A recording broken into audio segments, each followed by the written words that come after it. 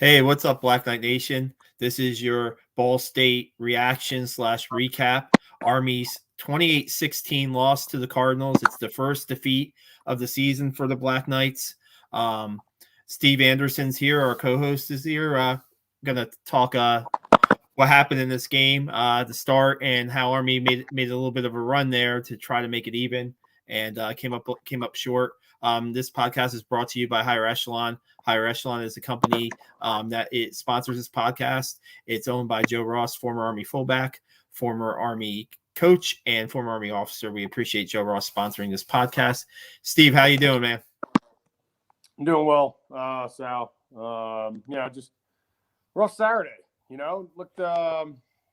It's always hard to play from behind with when you're the Black Knights. I think overall, there's obviously some things we can take away from this game, and if what had to happen today was meant to be in order to prevent anything like that against Wisconsin, for us to have our Power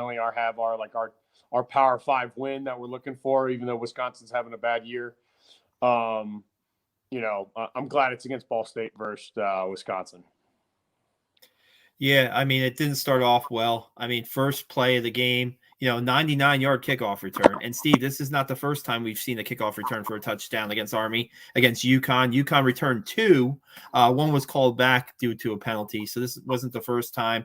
And Coach Monken just said it was a quick thought from Coach Monken on the kickoff return. He said to start the game, it's no excuse for it.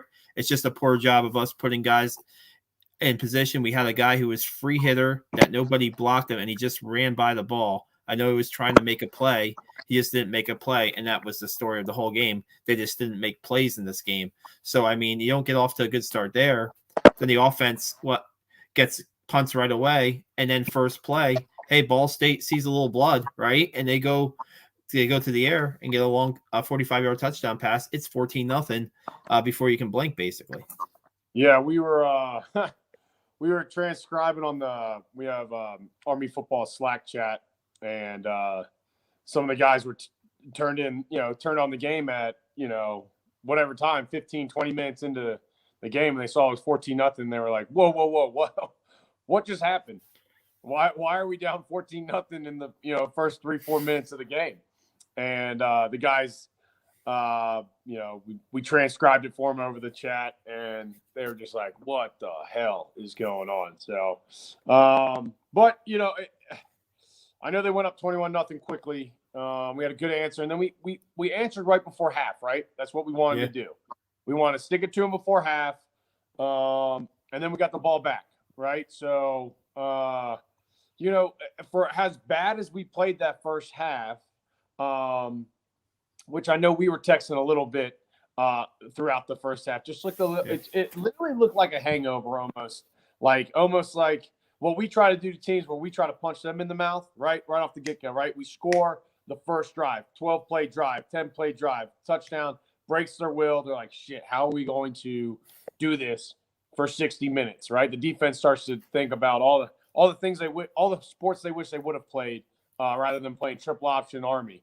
So I mean, we fought back 21-14 going into half. We get the ball at half, right? And we just got to answer there, right? We got to come out with the momentum and answer, which we didn't. And then, but the second half wasn't as bad as the first half, but, like we said earlier, first and goal, we got to be able to put it in. Right, we got to put that in to give us a chance. Yeah, and I think they went backwards on the first down play. Right, then they had Brandon Walters almost score a touchdown. He got cut off at the end there, and I mean, we can go if we're going to go play by play, we'll be here all night. But that third down call where you have Cade Bernard run up the gut. I mean, Steve, toward the end there, it seemed like Ball State was playing four guys in between each guard. They had four guys lined up right up the gut every time. And, if you're going to have a guy do that, let Jacoby Buchanan take that run. I don't know if he was banged up. I don't know if he was not available, but let Jacoby Buchanan take that run. Or, it looked like there was maybe some, not, I don't know, confusion. Use a timeout. And you got to score there. You cannot, you got to get points there. You just, and to see the 2 play calls, one up the gut for nothing, and then they try to go wide with Tyrell Robinson. They were running down those plays most of the day. Unless you were, it was a little bit misdirection. If you were tossing the ball straight out to a slot back, he wasn't getting much. He wasn't getting much today. So. And you have to believe like the coaches already knew they were going for it on 4th down, right? So that's their mindset, right? Hey, we're gonna get 2 yards here at least, right? We're gonna get a yard here at least, get us within, if we don't score, we'll be 4th and short with a 1, maybe a 2, right? They definitely don't expect a no gain. That doesn't happen very often, right? I agree with your assessment, Sal. We got to go Buchanan there, but just like most coaches, they have confidence in anybody they put in that position, right? But sure. there is a difference between having confidence in every player that lines up and then having the right guy that can meet that moment, right? Big players make big plays in big games. I've been told that since I started playing football when I was, 6th grade, right? So, but I would have, as they kept pinching down, one play I love that was always very difficult was the QB follow or the midline, right? Where you're like almost sure the fullback's got the ball because of how well it looks. And then, Tyler just comes right around it, wraps right around it for it. So, but you got to believe they're going to go on 4th down. And yeah, sometimes, like you said earlier, Sal, sometimes for whatever reason, that, your guys that should make those plays don't make those plays, or the guy that you think is going to make that tackle doesn't make the tackle, or break the tackle and score right. So sometimes it's just not your day. And obviously we saw from the start, it didn't seem like our day, but I really liked the way we fought back. We gave ourselves a chance. Basically said, screw it. We screwed up. We're still going to fight and do this. And then it just looks like we, almost looked like they were out endurance in us. Like they were playing very hard for 60 minutes, and their will wasn't destroyed from the triple option like you see out of most defenses. Yeah. Well, you know what it seemed like to me, Steve, and I don't have the football X's and O's knowledge that you do. It seemed like maybe Ball State might have took something from what Miami of Ohio did last week and used it today against Army, because I'm looking at it right. Last week, Miami of Ohio limited Army had 26 carries for 2 yards or less against Miami of Ohio. Today, I did the tallies. Ball State, 26 carries for 2 yards or less. 6 negative plays for Army today. And we know when they get off schedule, that's not a good sign. And so 6 negative plays on days when Army is going good, they're not stopped behind the line of scrimmage, right? There was just the negative yardage plays were killers. Having to go 3rd and long and throw the ball when you're not really want to throw the ball, right? And just not making the best decisions on those 2 interceptions. The first one, throw it out of bounds, right? He's under pressure. Tahir Tyler was under pressure. He ducked like 2 or 3 tacklers to get that pass off. So the blocking wasn't there for him, and he's trying to throw the ball away, but he just didn't throw away enough. And then Jamel Jones's throw, I think Coach Monken said there was a receiver open, another receiver wide open that would have been a touchdown. I'm not sure. I'm pretty sure that's the play there. And so, but that was a forced throw too. But you see toward the end there, when Jamel Jones is confident and calm, he did a pretty good job toward the end on that last drive where they got to the goal line, right? He found Elston on a short, maybe 5-yard out route. Isaiah Alston was able to do a couple things, but it just seems like when there's a little duress there after a negative play or a 3rd and long, it wasn't happening today. Well, so we talked about it a week or so ago with the efficiency of Anderson, right? His ability to just be efficient when he throws the ball. That really stretches defenses. It keeps you honest on defense. And I really do believe Ball State was not worried about us throwing the ball today. They were not. They were not playing honest. Well, I hate to say not playing honest football, because they were honest with their assessment with what they believed we were going to be able to do against their, they basically said, we dare you to do it.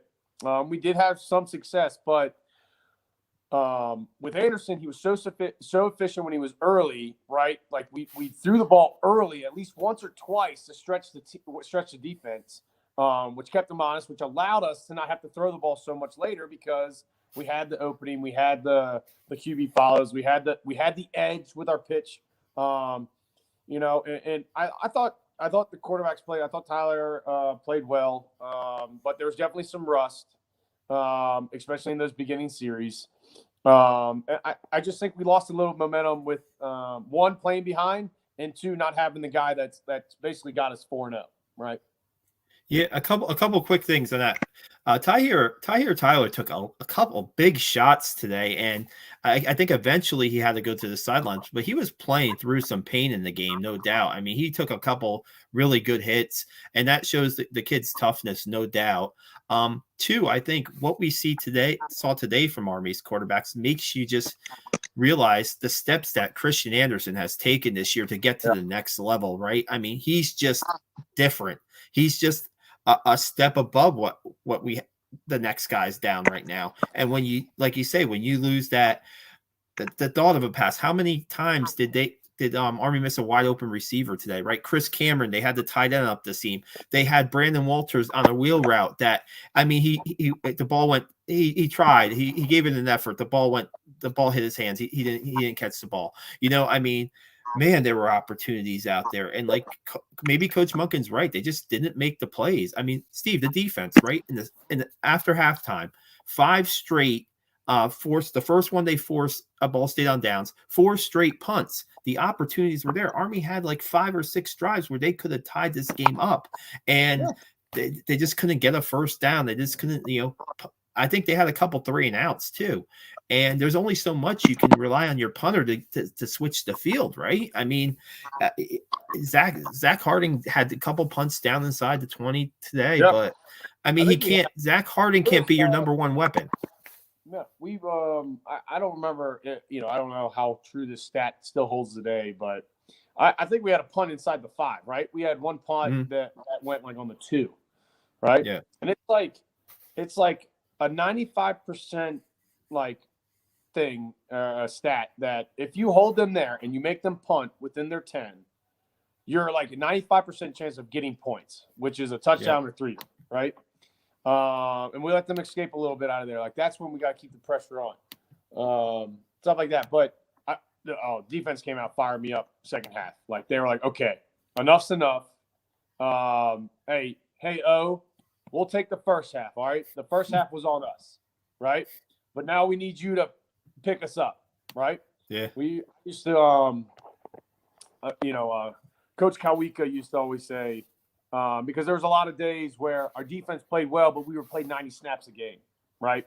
The offense get 3 and out. We went to when we back played the pro style offense, and we played 90 snaps a game, and there was a lot of animosity. Like, we'd lose games, 17-3, or like we always said, if we hold a team to 17 points, like we got to win that game. We got to put 3 tugs in the end zone. And I remember our senior year. Against Kent State, our defense did not play very well. We ended up winning the game because our offense showed out. And they always said, hey, don't let there be animosity because there's going to be a day where they pick you up. And I felt like that's what it was today. Defense said, hey, first half's on us, right? We even take the special teams because a lot of us play special teams, right? Like a lot of our defensive guys play special teams too. So it's kind of on the defense too. That's why in fantasy football, it's defense and special teams, right? Because a lot of those guys play. But I really like the way that answered, right?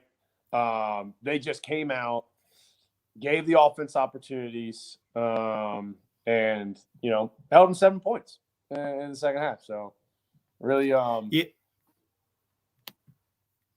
Yeah, I mean, you have to give Ball State credit. They played well defensively, right? I mean, they did enough to win this game, simply put. I mean, they it's not like Army handed Ball State this game. Ball State earned this win, no doubt. And their wide receiver, I mean, Justin Hill, 7 catches for 78 yards he had, and then he had that 99-yard kick return to start the game. And they were efficient enough to win this game on offense. 233 yards passing. Army did a good job stopping the run. They only gave up 36 yards rushing. I mean, they held the ground game. Whatever ground game Ball State had was pretty much non-existent. And, I look at Army's ground game. Steve, in the third quarter, Army rushed 11 times for 25 yards in the third quarter. I mean, you just can't have that when you have to have that response straight out of halftime.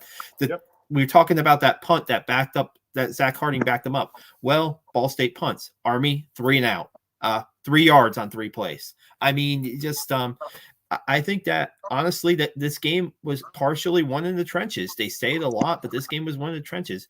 Ball State's defensive line outplayed Army's offensive line. Simply put. And you know what? I look at the fullback stat. Usually if the fullbacks can gain around 100 yards altogether, you think that, okay, that's a recipe for an Army win, right? That's a recipe for Army win. They had 63 yards today on 17 carries. That is not going to get it done in this offense. Well, I don't know how much our psyche changed. Coach Monken does not strike me as a guy that goes into panic mode, down 21-0, right? He just said, okay, we'll just kind of get back into our rhythm. But when when you can't get the fullback play or your fullback and quarterback play, that's when, as a triple option coach, you're kind of like, okay, so they are they don't care about much else. They're going to stop our fullback and quarterback because teams do that, right? Teams will risk everything against triple option by just putting some big dudes in the middle, stuffing the fullback, and saying, "Let somebody else beat us." Right? Do not let the fullback and the quarterback anywhere. Don't care. There is something to say about that. And the way the whole game kind of transpired from start to finish. It was the exact opposite of how Army wins games. Right? Army wins games by getting up early, controlling the clock, right, and running fullback and quarterback for success, right? Those 3 things did not happen throughout the entirety of the game. When you look at like how Army wins, and those are the 3 things that we did poorly. Plus, we turn the ball over. You just can't do it. You cannot turn the ball over multiple times and expect to win, right? It's like. That's another crazy stat, all-time stat, right? Whoever turns the ball over more is like 80% loser, right? So it's but again, I really did like the way we came out in the second half on defense and basically just stood there and said, "Look, enough's enough," and that's got to give them confidence, right? So when they can turn it on and just say, "Okay, we got to give our offense a chance to win the game," so it was really good to see. Yeah. Those interceptions were killer, and so the kickoff return for a touchdown was the first time Army trailed in a game this season. It was the first time Army gave up any points in the first quarter this season. So I mean, you're right. It's that's not a good recipe. That's not where they've been all season long. They have a recipe. They have a good recipe for success, right? And what works. And then when you can't get the offense going right away, the triple option, it's kind of down the tubes there. Man, I wish, I think that part of me thinks that you can't play armchair quarterback here, but part of me thinks that this is different. This is different if Christian Anderson's quarterbacking this game. Just is my opinion. This is my opinion because we talked about it. We talked about all the things that have to be accounted for when he quarterbacks. Hopefully we'll see if he can get back for Wisconsin. If not, there's a lot of work that Army's got to do in this bye week. This bye week is not just hey, let's work on fundamentals type bye week, right? I mean, now they have plenty to go over after this game. This is not like, hey, this is like, and especially with the opponent you have coming up, and the physical battle it's going to be against Wisconsin. If you think these last 2 games against MAC teams was a slugfest, wait till you get to Wisconsin, who's 1-3, who's lost to all ranked teams that are undefeated. You don't think they're playing Illinois next week? You don't think they're going to come a little bit of an ad at playing at home? That's going to be like, just because they're 1-3 right now, Steve. We know that's going to be a really tough game.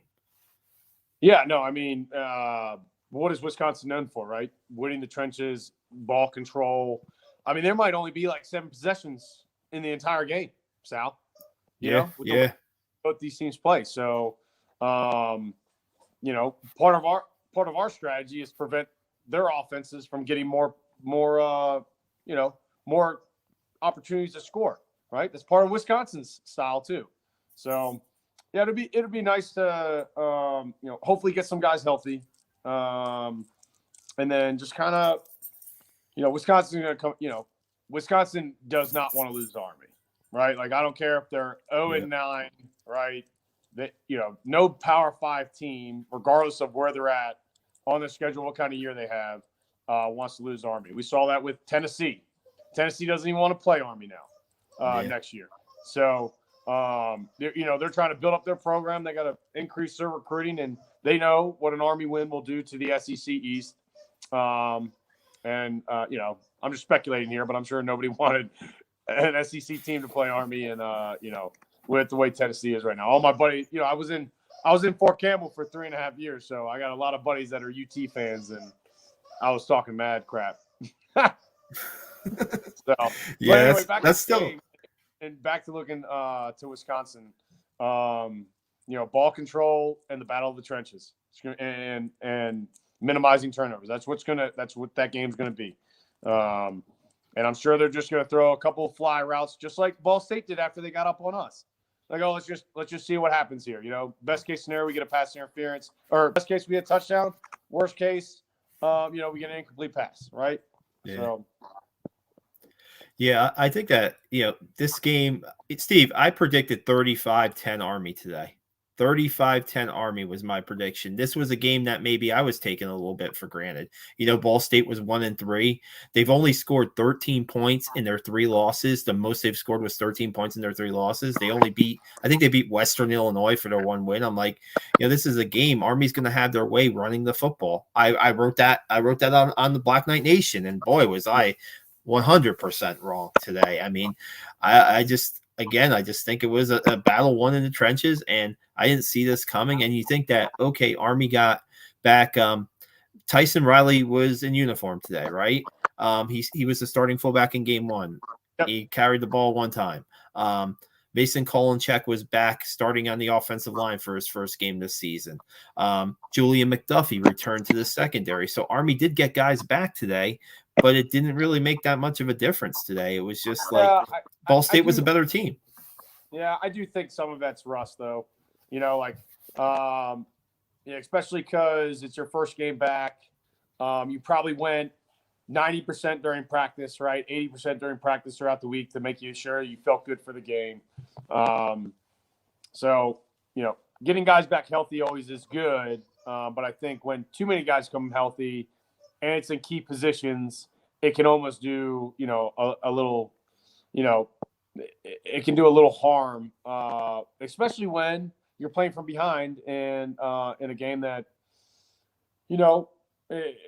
from all the experts, right? Not me and you, Sal, but the guys that get paid lots of money to predict games, we 9-10 point favorites. So yeah. We're not the only ones that thought this game was going to be pretty easy, but that's why it's football, and any given Saturday, any given Sunday can make it happen. So I think again, if it needed to happen now, so we can get a win against Wisconsin, hey, I'm good, right? I'll sacrifice Ball State for Wisconsin. Obviously, I want both. But something's going to tell me this is going to humble us a little bit. I think guys are going to watch film a little better. Guys are going to rehab a little better. Everything's going to mean a little more now, because not that Army ever is, cocky or thinks that they're going to have an undefeated season. That's always the goal, right? But they always prepare correctly. So I think this might have humbled some guys on maybe how they prepared. Especially the young guys, right? Expect a lot of our young guys. How to be a professional, in preparation is just as important on being a professional and how you execute on Saturday. So I know, Coach Monken takes special teams, near and dear to his heart. So I wouldn't be surprised if we don't see another, I won't be surprised if that's the last miscue we have on special teams the rest of the year, because there's going to be some guys that haven't been playing special teams now that will be playing special teams, right? You're going to have your starting DBs and your starting middle linebackers on kickoff team now.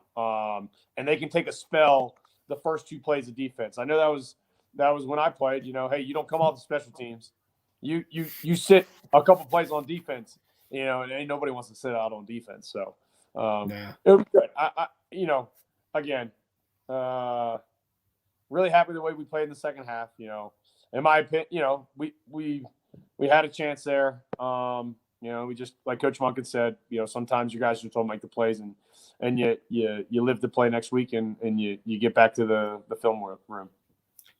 Yeah, defense kept them in, Steve. So the second half, I'm like trying to find out what's the largest comeback in Army history. I'm going through the years because I see 21-0, I see 21-14, opportunity after opportunity here. They could tie this game up, and then who knows after that? And who knows what could happen, right?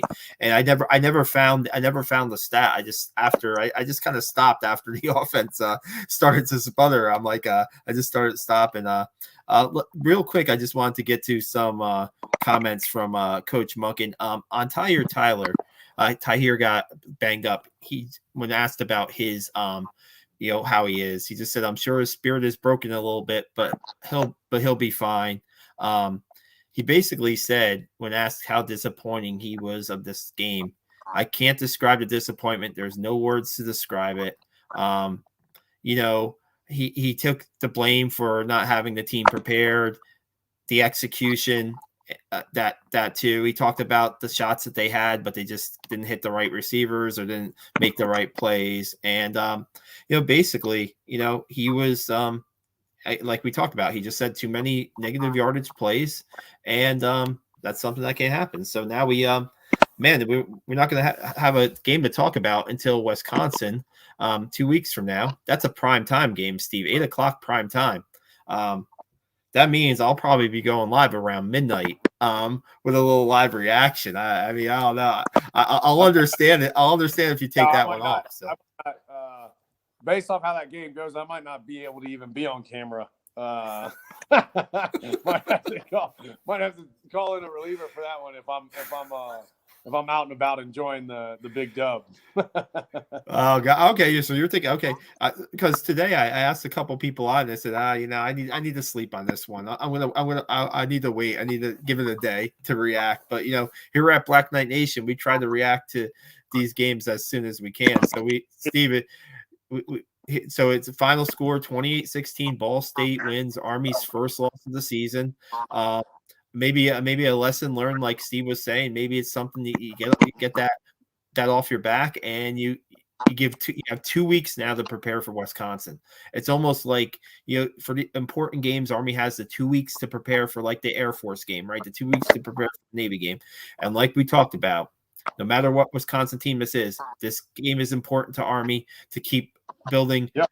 To build its culture, to get that win over a Power 5 team. Wisconsin was ranked at the beginning of the season, and they're still a pretty tough team, no matter what their record says. So let's see what Army team comes out in 2 weeks at Camp Randall. And I guess we'll wrap this up here, Steve. We appreciate it, and we'll see maybe if we can get some Old Grads podcasts going soon, and see if we can get some Army football players to tell their stories on the field at West Point and out and in the real world. And we'll continue doing that. And appreciate the time tonight, Steve. Yeah, that's right. So I'm going to say it anyway because it starts now. Beat Wisconsin. There we go. We're out.